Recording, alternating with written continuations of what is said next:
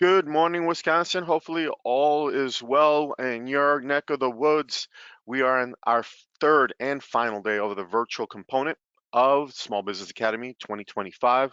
I want to say good morning to everyone and welcome to our last day. This is Thursday, May 8th, and I want to thank you for joining us once again on our virtual component of the Small Business Academy. We hope that the last 2 days of business financing review on the first day and technology yesterday and then marketing have been full of useful and insightful information for you and your businesses. As we begin our third day, we're excited. It's another beautiful day here in Wisconsin. And we're going to be jumping right into things. But before that, I have to take a moment and thank our ecosystem of partners for their contributions to the success of the last 2 days and the continued success of today's programming and tomorrow's in-person programming as well. Some of our partners, our key partners, will actually be joining us during our today's final session to share how they support our small business community throughout the enterprise of that we know as Wisconsin. So hopefully you can make yourself comfortable and get yourself ready for a full morning sessions that are going to outline here on the screen. You can see that we're going to begin with could your business benefit government small business certifications? We're going to answer that question for you, and hopefully you can get some of your questions answered as well about certification process. At 9 o'clock, how to prepare for your next buyer meeting, and you're walking through and thinking through your talking points. That's always an important aspect. We're going to get some advice from some successful business owners at 10 a.m. And then we are going to get into a live session with state resources that I'm going to be moderating at 11. And that will conclude our 2025 small business virtual component of Small Business Academy this year. Once again, we are looking forward to our in-person sessions. We're excited about being in 10 different locations and 11 sites throughout Wisconsin. I'll remind you of the locations this morning: Appleton, Green Bay, at the Fox Valley Technical College, Beloit Library, and we have Eau Claire at the Lakely. Haywood is Flat Creek Lodge. Hopefully you can get out there. La Crosse will be hosting a La Crosse County Initiative Center. Hopefully you're able to get there as well.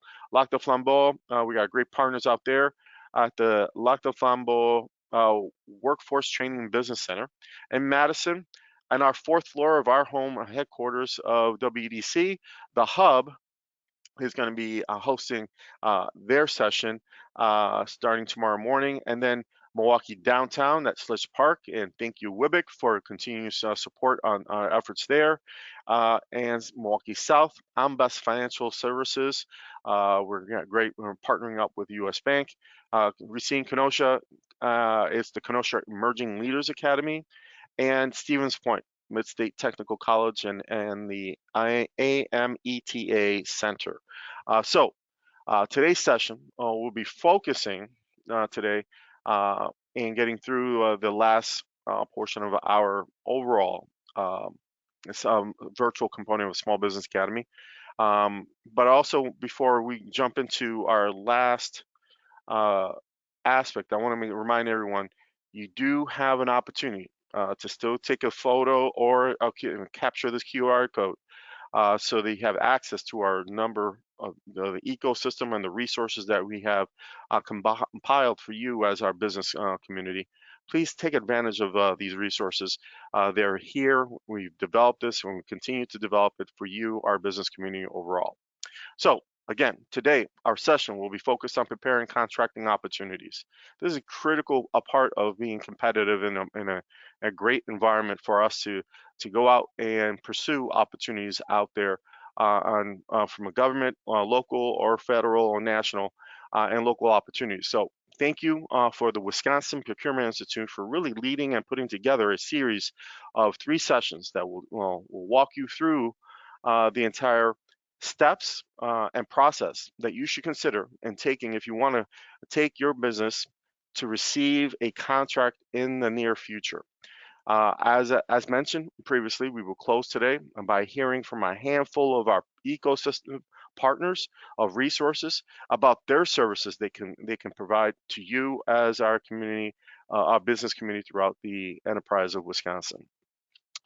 Tomorrow, we're going to those in-person locations, and we will continue with those sessions across Wisconsin. So I welcome many of you. If you enjoyed our programming virtually, if you can get out to any of our different sites, please join us. You can still register and attend any in-person location by scanning the available QR code or visiting the WEDC Small Business Academy webpage. Registration will remain open for the rest of today and for the on-site registrations for tomorrow. Connect with the resource slide. Make sure that QR code is something that you have. Remember that you can access Small Business Academy agenda, biographies, speakers, and all our resources directly through that portal.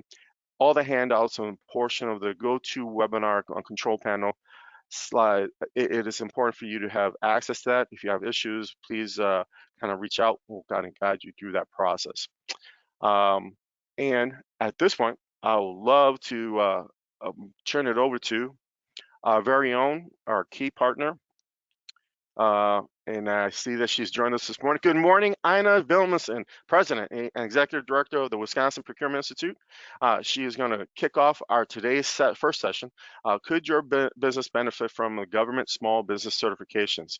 Ina, I hope it's warm and beautiful as it is here in Wisconsin. We're excited about beginning our process today. How are you this morning? For full disclosure, I'm in Chicago at a conference this week. So what you see behind me is curtains and everything, but so excited to be here. And I'm so thankful for WEDC for continuing the Small Business Academy and growing it to be a stronger event every year. And I do encourage everyone to please attend the in-person sessions. Eugene, you'll be there. I'll be there at one of them. Our staff will be at a number of them. I know WEDC staff will be at a number of them. Look forward to that experience. And I do want to thank the staff at WPI for doing the back room to this. Thank you for mentioning them before, but for me, they do a great job at getting these done and supporting this event. So. And I know it would be remiss if I missed the opportunity to say thank you to you and your leadership and your ongoing partnership with WEDC as you continue to provide excellent services and a tremendous resource for the overall business community for Wisconsin. We look forward to kind of continuing our partnership, elevating obviously the work that we do and bringing out and reaching out to our business community as a whole. So I'll turn it over to you, and we'll be back at 11. So I'm excited about today's full sessions. I'll let you take it over from here, and I look forward to seeing many of you at 11 a.m. Ina, take it away. Thank you, Gene. Good morning, everybody. Michael, could we get the speakers online? Absolutely. Everyone, you can unveil yourselves. Good morning, Alex. Good morning, Dontrell. Good morning, Lamont. I think we have one more that we're waiting for.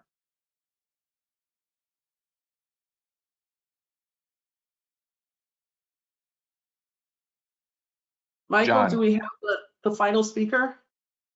John, can you say something?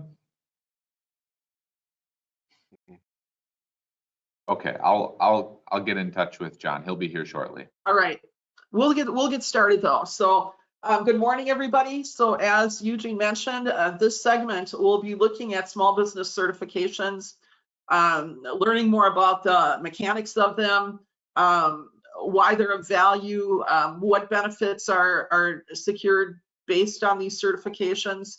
And we've got a panel here representing the federal government, state government, and some local government, so that you get kind of a full scope of what's available to Wisconsin businesses. So to start, let's get a brief introduction from everybody on the screen. Shane, we'll start with you. Thank you, Anna.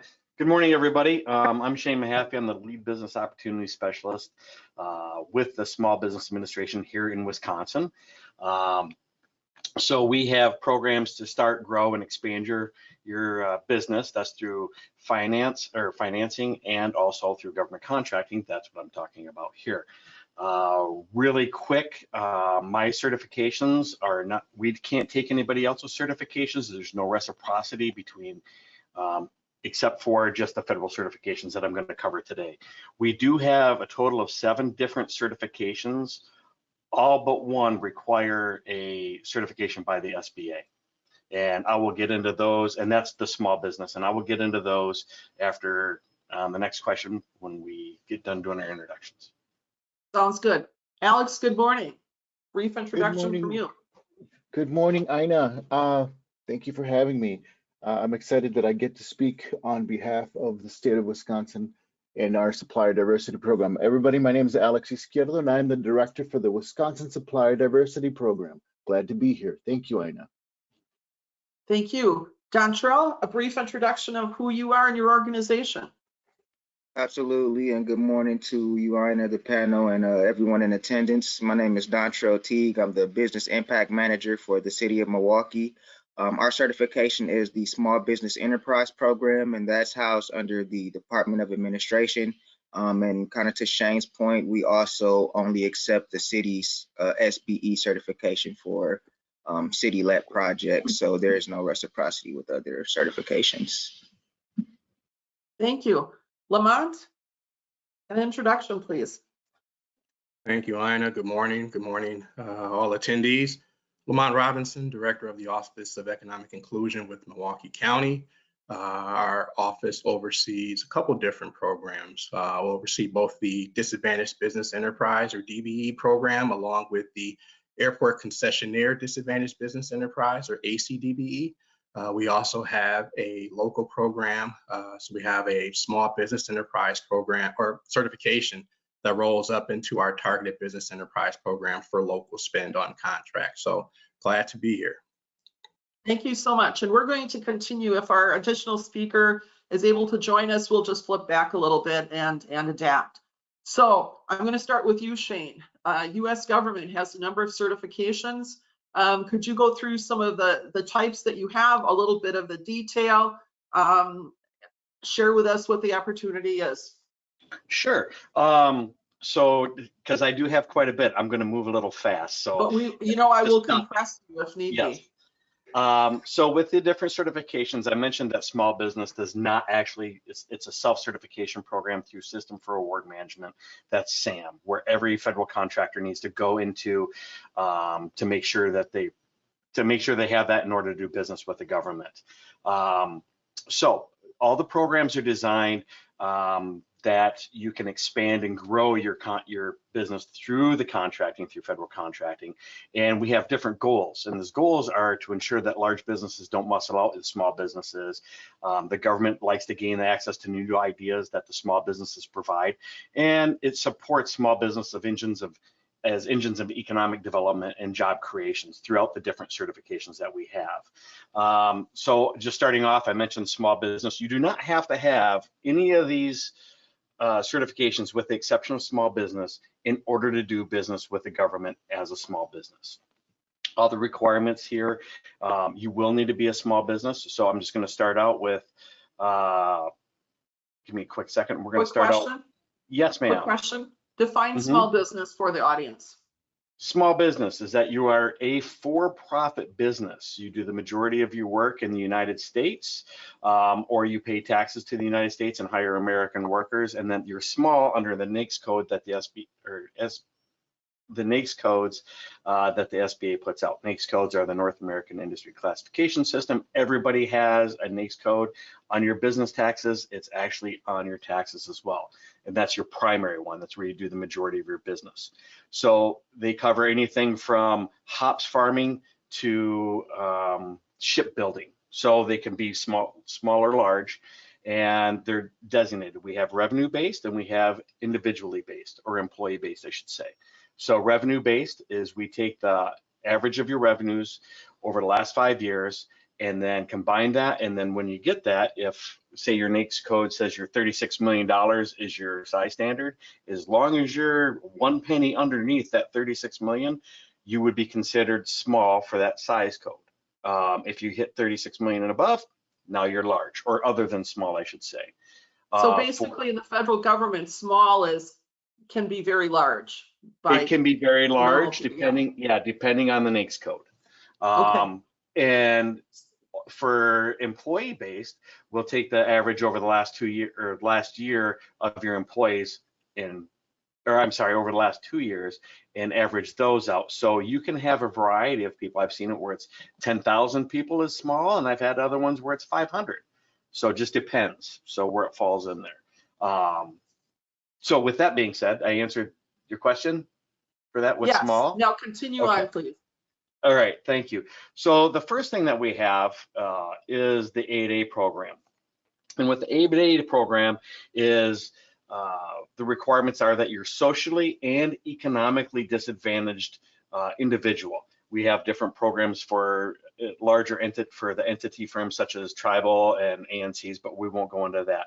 So in order to be socially disadvantaged, it's for individuals who've been subjected to racial or ethnic prejudice or cultural bias within America. So it's not a minority program. Anybody can apply to it. You could have somebody who's disabled. I could apply to it so long as I can show that I've been prejudiced against culturally biased. That's social disadvantage. The requirements to be economic disadvantaged is that we're going to take your net worth, right, or your net worth, so your assets minus your liabilities, and that's got to be less than $850,000. But what we're going to do is we're going to do an adjusted net worth on this, is where we're going to take away the equity in your business and the equity in your personal residence and your primary residence. So subtract those numbers out of the $850,000 and anything that you have invested into an IRA or a legitimate retirement account. So that's the personal net worth, less than $850,000. We take a 3-year average of your income, that's $400,000 or less, that's off of your AGI, and your fair market value of all your assets is $6.5 million or less. The benefit to this program, now I will say that it's a 9-year and 9-year only program. So once you're in until you're out at 9 years or less, and then once you're out, you can't come back in, so you can't stop it. Okay. So it's a one-time deal for an individual. It's a one-time deal. If you get in, that's it. So you have that. The benefit to this program is where contracting, everything else is automatically competition for everything. If you are in this program and you're individual, non-manufacturing NAICS codes, automatic sole source up to $4.5 million. So, and then anything that's manufacturing is $7 million. So anything below those thresholds are automatically sole sourced. So you have to market yourself with that. We'll talk about that in a little bit. The next one we have is the is the Hub Zone. And the Hub Zone, provides the contracting Good morning, system. John. Thank you for joining us. Yes, good morning. And sorry to interrupt you, Shane. Good And let me morning, say, John. Michael is a gem. Saved me. Just don't say that too often, because then you know what happens after. All right, we'll keep it between us. Sorry about that. Okay, we'll just keep it between us and I don't know, 100 people online right now, so yeah. And my camera might be a little bit off because You got a few more minutes, Shane. Okay, thank you. I'm sorry? You got a few more minutes.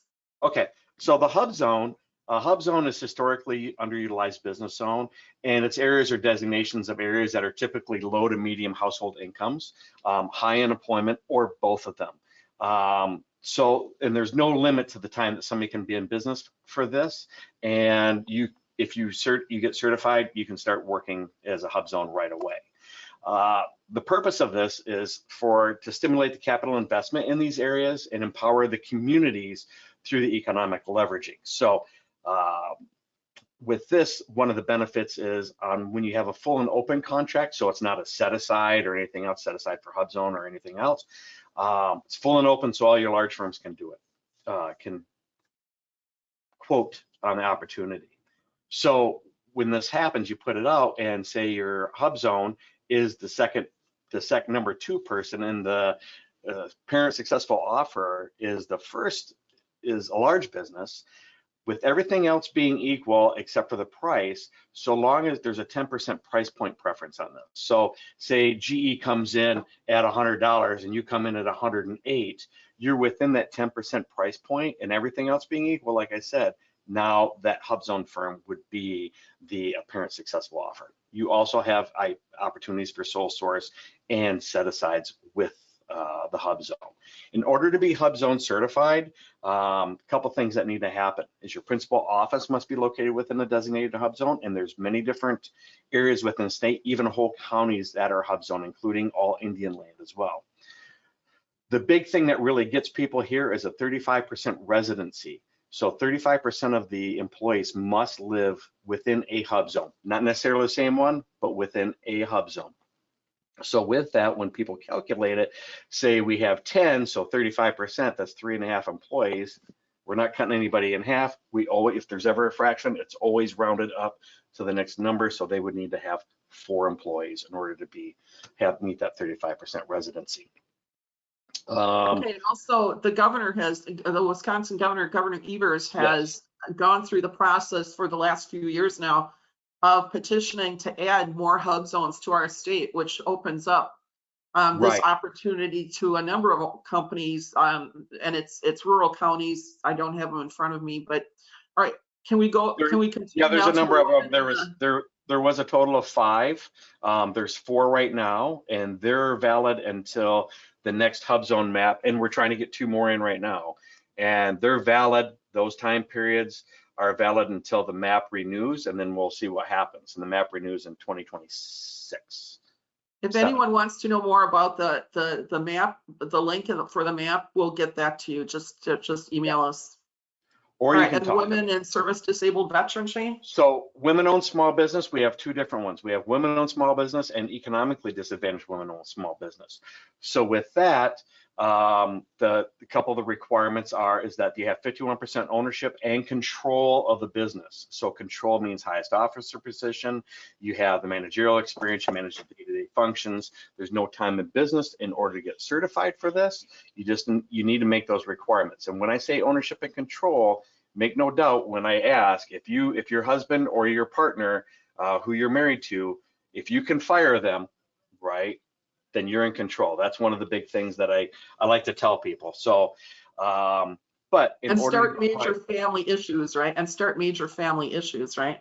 Yep. I love it when they're both there and I get to play in. So I'm the devil's advocate.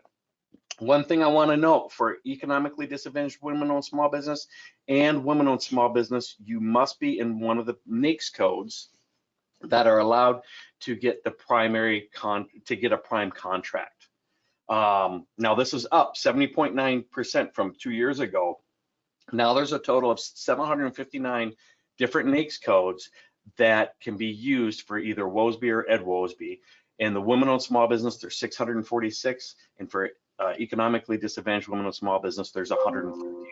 Obvious reasons, I'm not going to go into all of those. So now for economically disadvantaged women-owned small business, besides meeting the requirements for a woman-owned small business, you must meet those same economic disadvantage requirements that I talked about for 8A. So the personal net worth less than $850,000, your average income over 3 years is less than $400,000, and the fair market value of your all your assets are $6.5 million. Getting into veteran-owned small business, this is real. It's going to take off real quick for you. It's the same requirements. It's 51% owned and controlled by 1 or more veterans.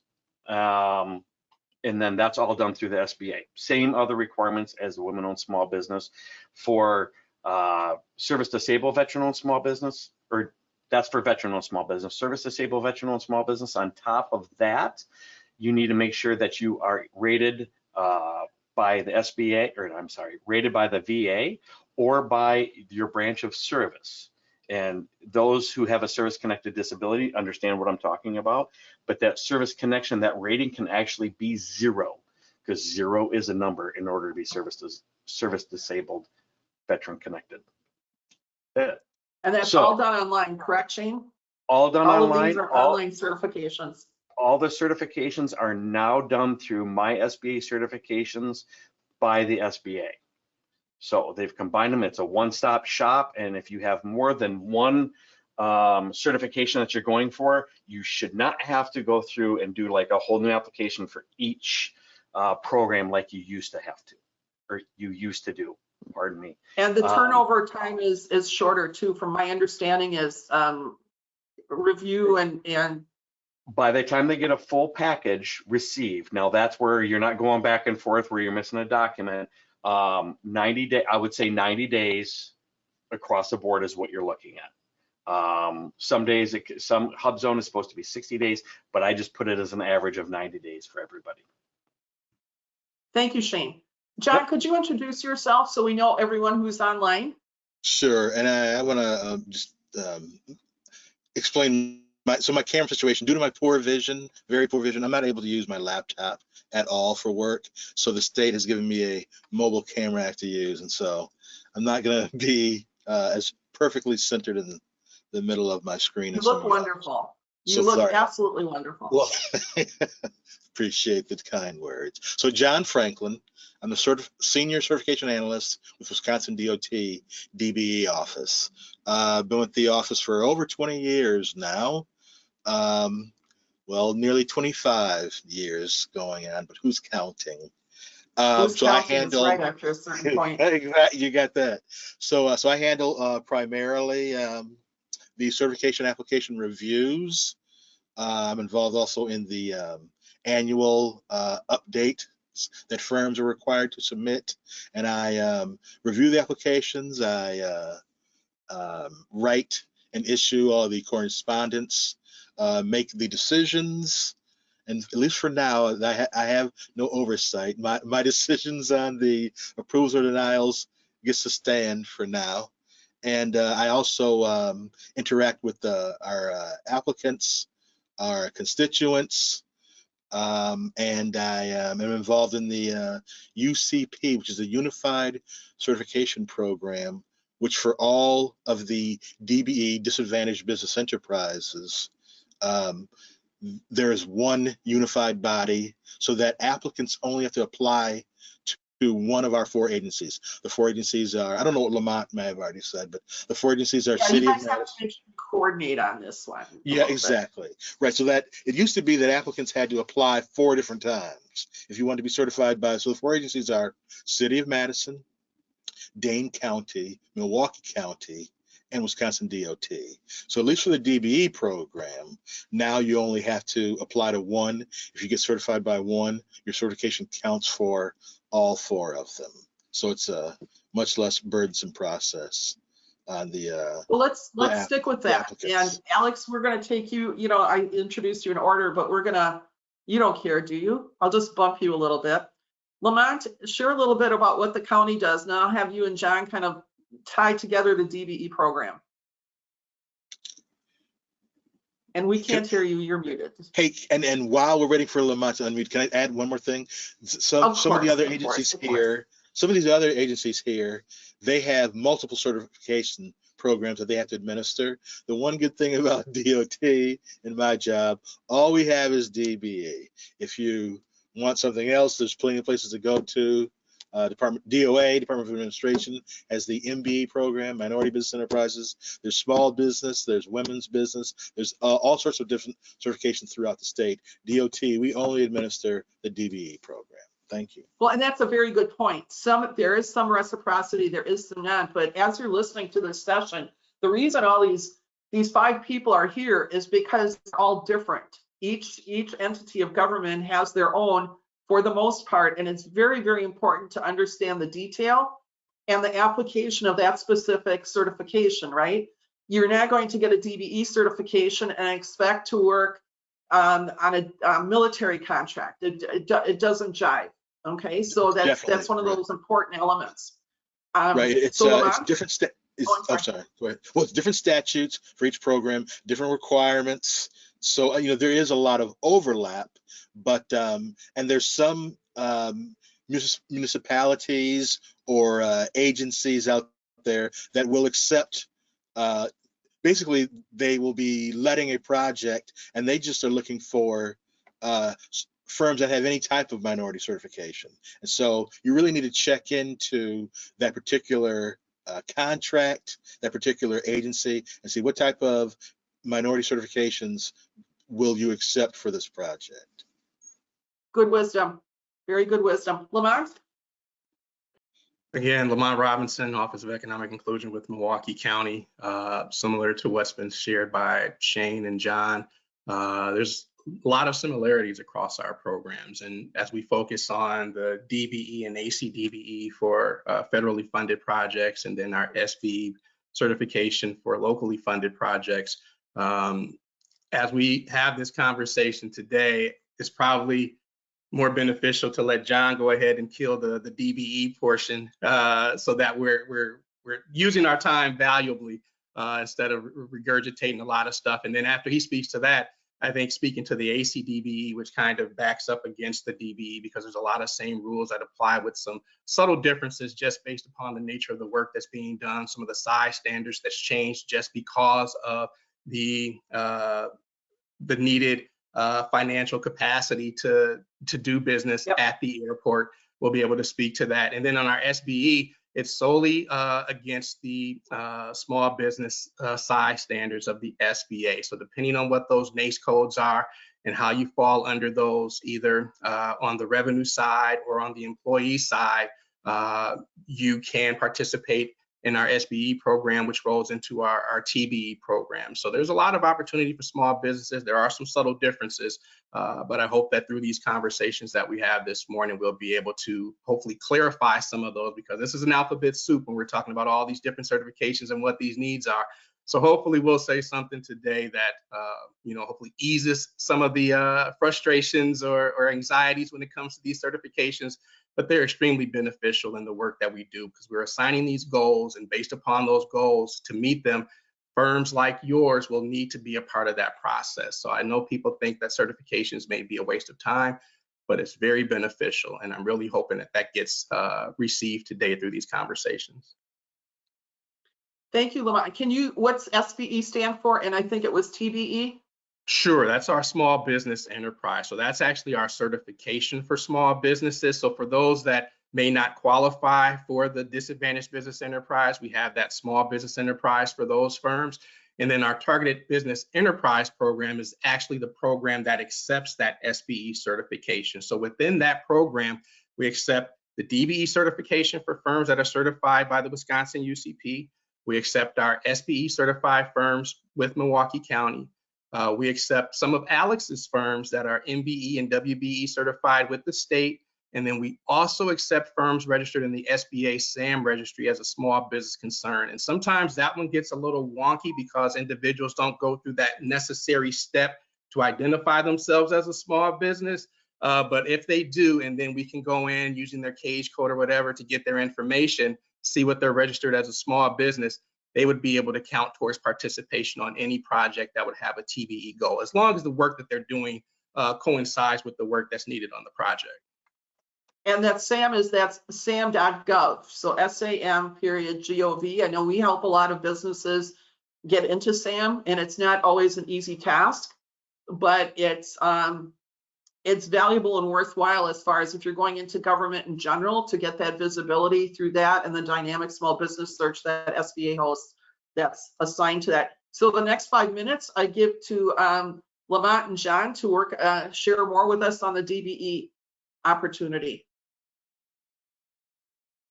Okay, so I guess I would first say that there are definitely contracting dollars out there.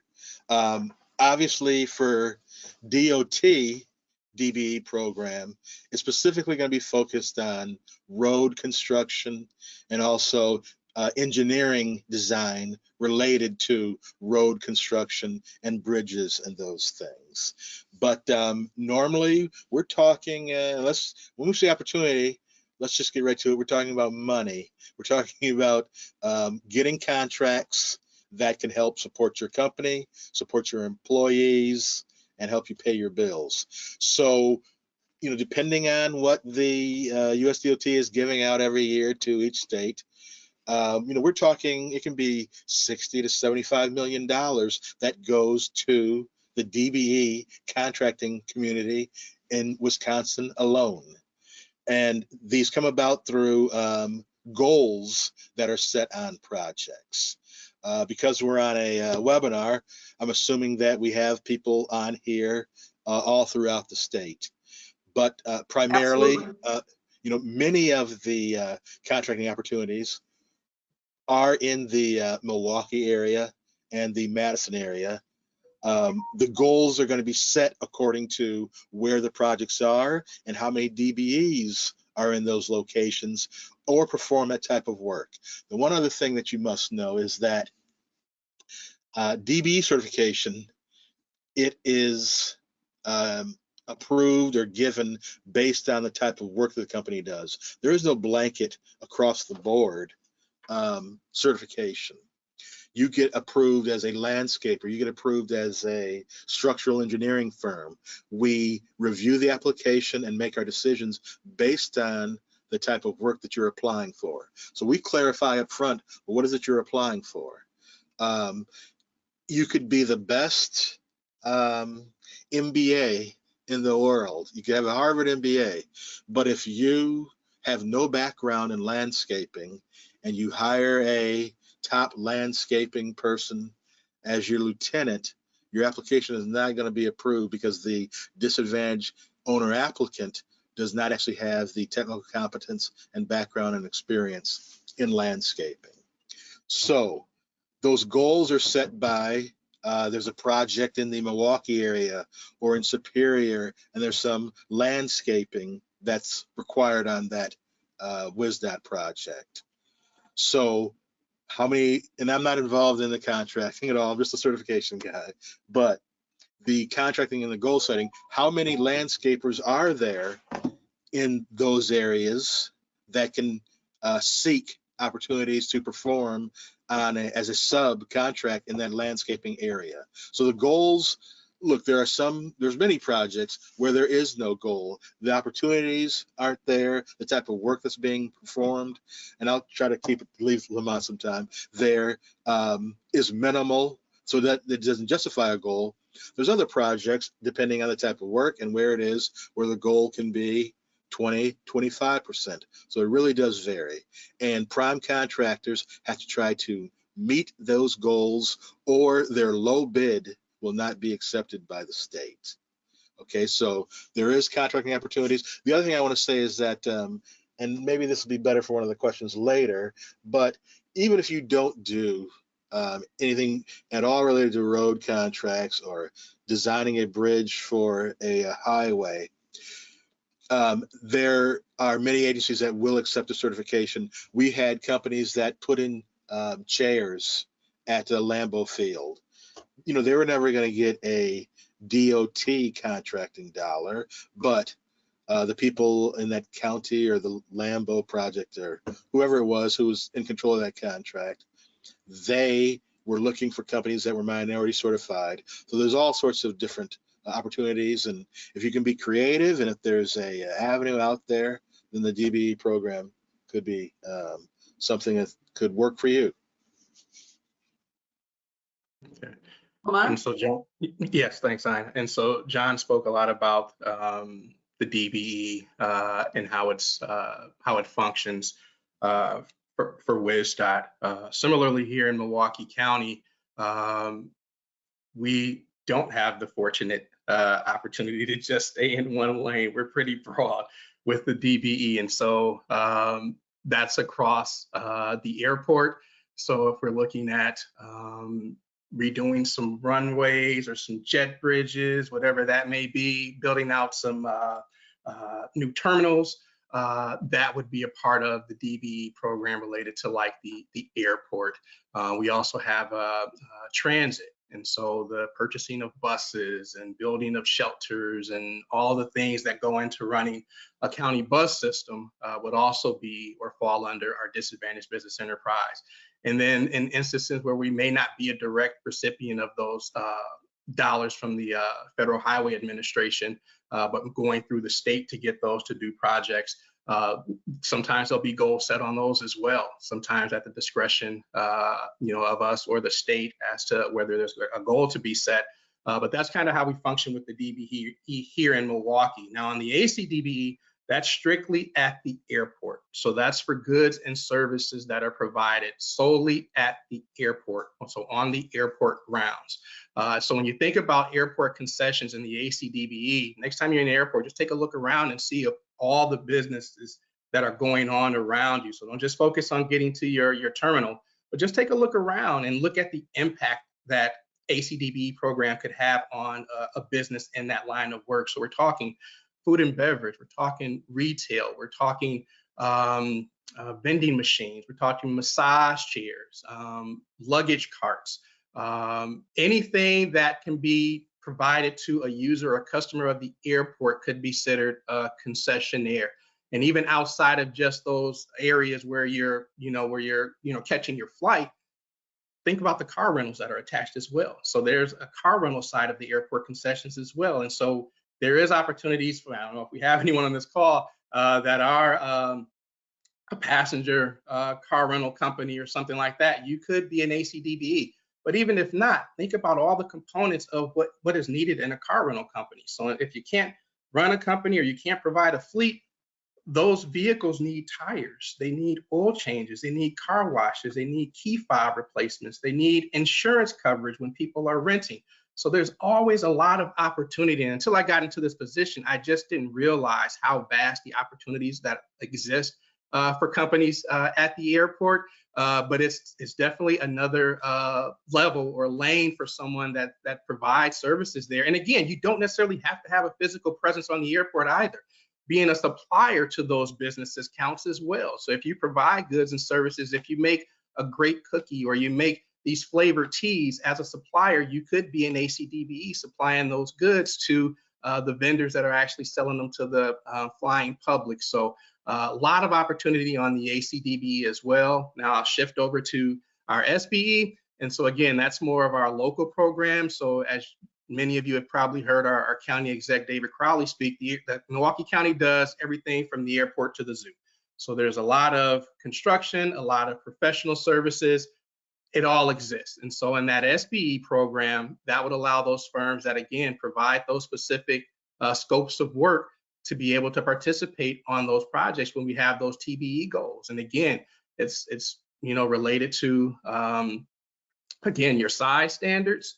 There's no geographic component, so this is open to any and all. But again, it's another way to get small businesses involved in opportunities that exist in Milwaukee County, being unable to be certified as a DBE or an ACDBE. So I hope that kind of explains, where Milwaukee County kind of sits. A lot of varying different opportunities. And as we get into some of these other questions, hopefully I'll be able to share where those opportunities can be found for interested parties. And just so for the audience too, I've received a number of questions. I've got 6 questions already. Please enter your questions. If we do not have a chance to answer them during this session, we will respond afterwards.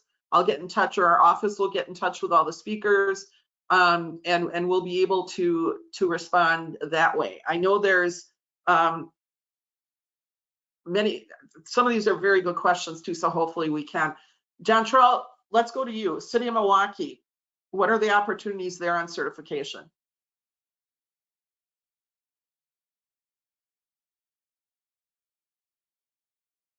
Thanks, Zion. I had to find that unmute button. It kind of disappeared on me. So again, yep, with the City of Milwaukee, that certification does not accept, again, reciprocity with any other certification. So I know Lamont just spoke a bit about their SBE certification. So with the city's SBE certification, it is a different entity.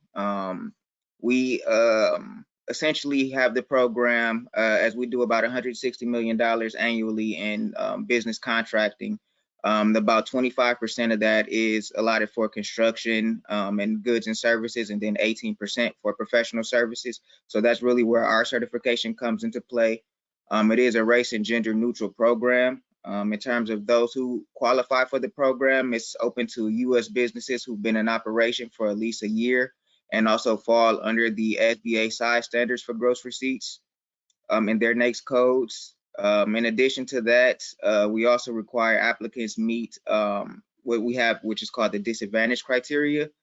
So there's an economic disadvantage criteria that must be met by all applicants. If you don't meet that, then the rest of your application just wouldn't qualify.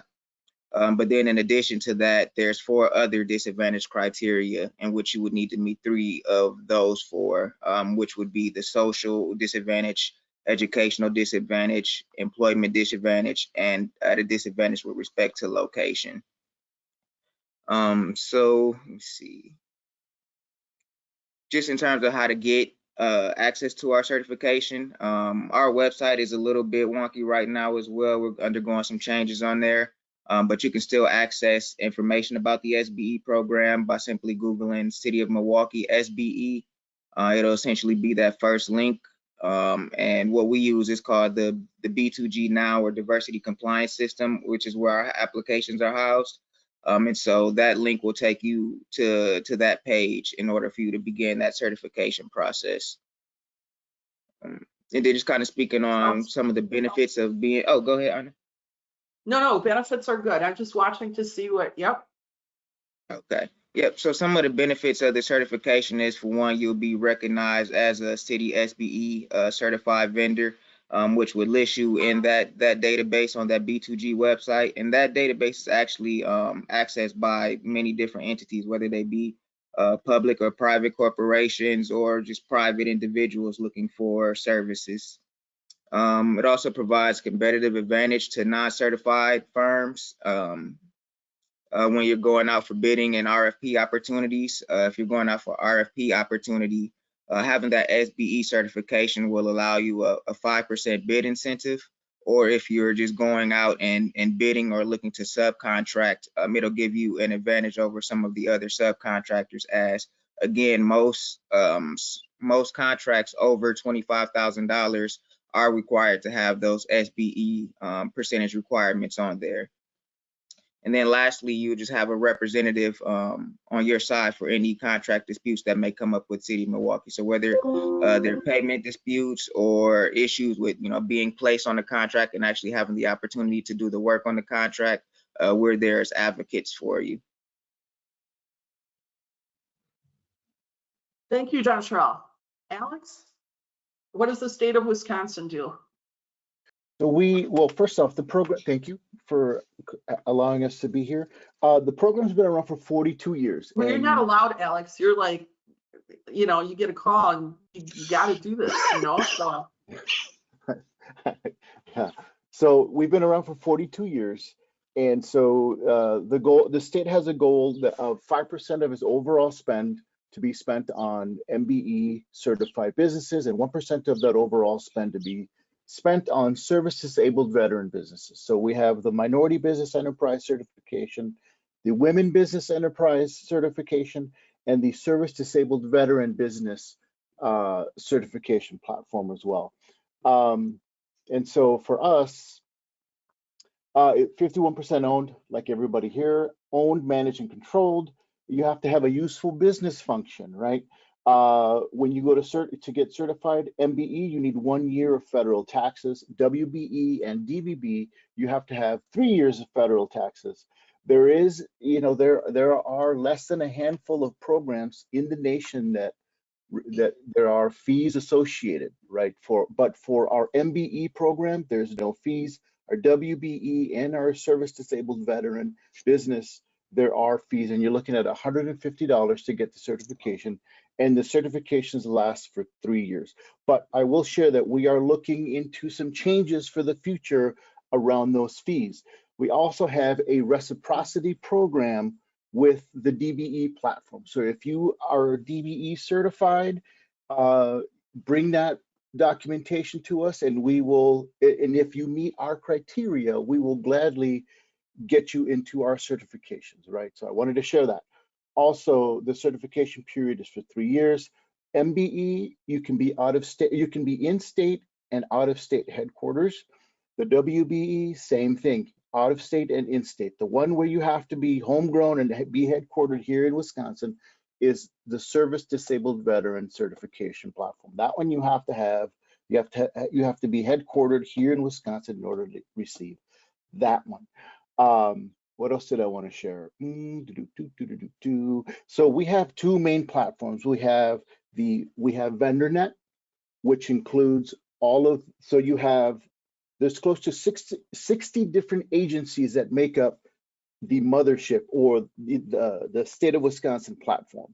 And so you have VendorNet that is used by the UW system, some municipalities, and DOA and some of the larger agencies that make up the state. And then we have eSupplier, right? eSupplier is for goods and services. And you can find more information online. All of our stuff is done online. I have I have two specialists that will help folks get certified, help folks through the process. We were talking about, having certifications. And one of the things that I'd like to share about being certified is that once you are exposed to the language that's used in this process, it's going to open up, it's going to get you in that mindset to like, okay, what does applying for this opportunity look like, this contract, right? And so some of us like to do it yourself, right? But there are some really good programs out there that do a good job at giving folks that insight that they're gonna need to be successful in applying for some of these opportunities. WPI is really good at that, and our job is to get folks certified, but we also push them out to these very good programs that we collaborate with, and say, hey, they're going to show you how to navigate. They're going to prepare you for what to expect. So just wanted to share that. Also, it doesn't matter what size you are. If you're able to follow through on the goods and service, you're going to get that, and understand what's being asked of you in those contracting opportunities. There's nothing keeping you from getting that, right? It's very competitive, right? As budgets go down, it becomes very competitive, right? And so it's not just about getting certified. And so that, once you get certified, it puts you in a different playing field, and then you need to like really, hone your skills, as they say. What did I miss, Ina? Oh, we use NIGP codes, National Institute of Government Purchasing Codes. So John and Lamont spoke about the NAICS codes, and Shane spoke about NAICS codes as well. And we use the NIGP codes, right?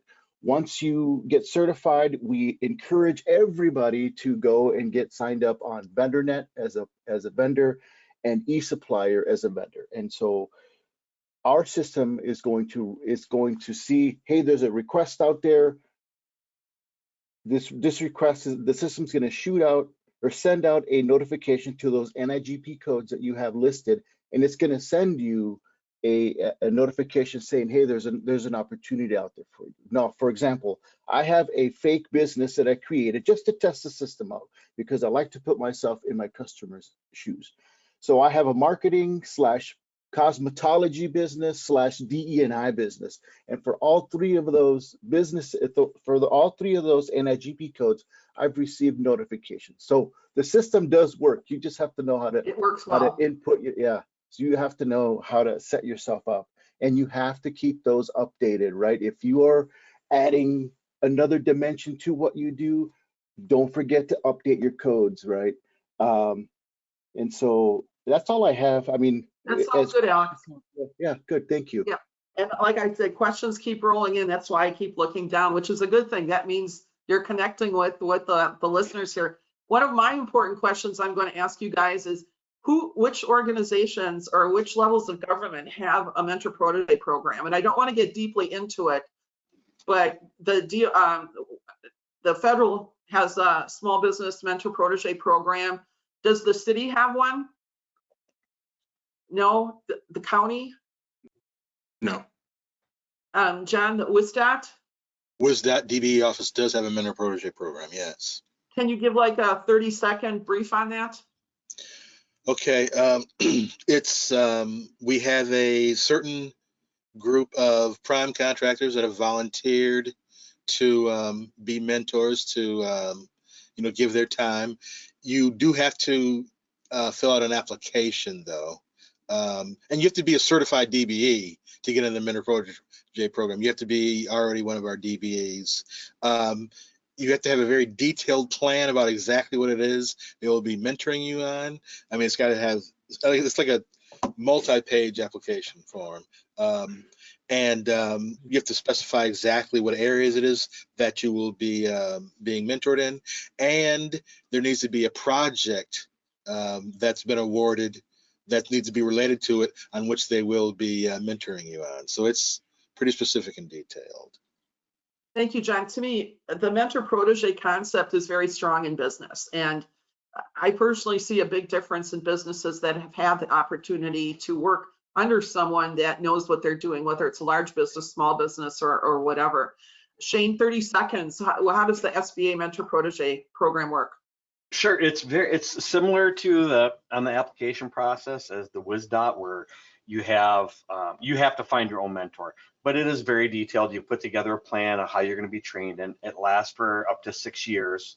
The benefits of this is not only do you get the training as in a mentor protege relationship should, but if you mentor with, say, a large business, you can also joint venture with that business and then be able to go after small business contracts that your firm is certified in. So small business, SDBOSB, WOSB, whatever like that. If you didn't have that mentor protege, then the JV would be large, and therefore you wouldn't qualify for the small ones. And just like John said too, it's part of this too, they can infuse you with capital. I mean, if that's needed, up to 40% of your business worth. But the difference is that you don't have to have a specific project that you're going to work on, because like I said, they last for 6 years, but it's not a matchmaking either. You have to find your own mentor, and then you guys apply for it. There's online training, and then you put together your package through certified.sba.gov. And there's been some great seconds. success stories through that. And as well, John, I think WisDOT has experienced some great success. Yes, we have. Hey, through their mentor protege program. I have to throw in that DBE mentor protege. No, we don't want any infusions of capital. Oh, okay. I would be like, hey, what's Shane. going on here? What's going on here? No, we don't want any infusions of capital. Well, and this just highlights what you've heard is in very general terms. This last hour, the certifications are very similar, right? But they're also very different. And when you do apply, please be careful of the detail. Please be careful that what you're applying for has a value to you, right? If you're looking to do work with WisDOT, then evaluate the DBE. If you're going to want to do work with the county, evaluate the DBE program from that perspective, right? The same with the state, or the same with the federal government or the city of Milwaukee. They're similar, but they're different. But the investment should be made if there's benefit, if there's potential benefit. Certification does not guarantee you any work, right? It just gives you that, we could say, cherry on top of the ice cream, right? It's that extra piece. No agency, no large corporation will risk their contract or risk their work just to add someone that's certified to their pool, to their business pool. It doesn't work that way. We only got like 2 minutes left. Alex, can you give the website to your certification portal, please? Sure, it's WISDP. That's a trick question. It was not on the list. WISDP.gov, or type in my name. I'll pop up right away, and just follow the link. All right, Shane, what's the link for yours? You're muted, please. Rookie. Oh, Yeah. man. After all Yeah, this it's time. certifications.sba.gov.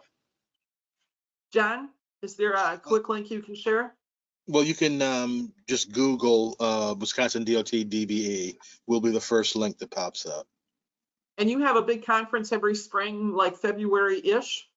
Correct. Where you, Yes, we do. Thank you. Yep. We have our big annual conference, end of January to mid-February. ish. And I just want to say quickly, there is no charge for our application, and there is no waiting period. You can submit your application the day after your company is open for business. All right, and Shane, there's no charge for federal certifications, correct? Lamont, what's the website for yours? mke.diversitycompliance.com. Dontrell, what's the website for yours?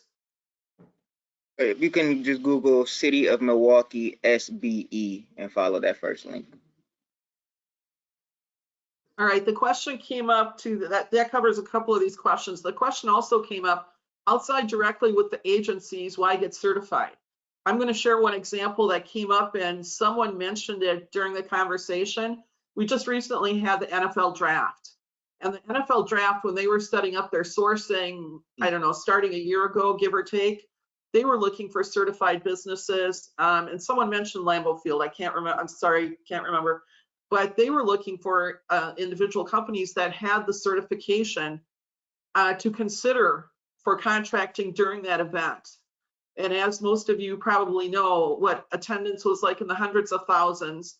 A number of businesses I know that we've worked with in the past were able to participate and get significant contracts during that event. So there's a bigger picture to this. It's not just a certification, it's an asset of your business, right? It's not just something you should do because you could qualify. You really need to look strategically at this and see what could come together. Another question was, as far as cost to get assistance, WPI provides assistance to all these certifications at no cost. That doesn't negate the cost of, like Alex mentioned, 2 of the certifications with the state do have a fee. I don't believe any of the others have that. If someone does get approached and is looking to get charged monies, there is an alternative. So please just take that as an advisement. My email address is ainav@wispro.org if you want to contact me directly, and we will get responses to all your questions. I'll share those with the speakers for their answers if the question pertains to them. And again, you can please enter questions during this session or any other question. Michael in the back room is compiling them so that we can expand this past the hour. I believe, I don't know if Eugene is on, I believe all these will be posted to the Small Business Academy website as they were last year. Don't know when that will happen, but we have made these public in past years, so hoping that will again happen. So with that, we are at 8:57. Our next session's at 9 o'clock, and that session will cover how to prepare for your next buyer meetings, and certifications are part of that. So I thank you, I thank all of you gentlemen for joining us this morning and sharing your time and expertise. Look forward to seeing you at upcoming events. And Marketplace is next December. Hope to see you all there. It will be in Milwaukee at the Baird Center, and I think it's the 10th and 11th. Contracting Academy will be the day before, similar to last year's session. So I thank you all. And we're gonna go dark for a couple of minutes and then start the next session. Thank you, everyone. Thank you, Ina. Great job. Thank you. Thank you, Ina, and thank you all panelists. We very much appreciate your contribution to the panel discussion. And as Ina said, this has been the 8 a.m. hour of the 2025 Wisconsin Lieutenant Governor's Small Business Academy on May 8th. We will be back momentarily with the next session on how to prepare for your next buyer meeting. Don't forget to fill up with coffee, grab a Kringle. Be right back.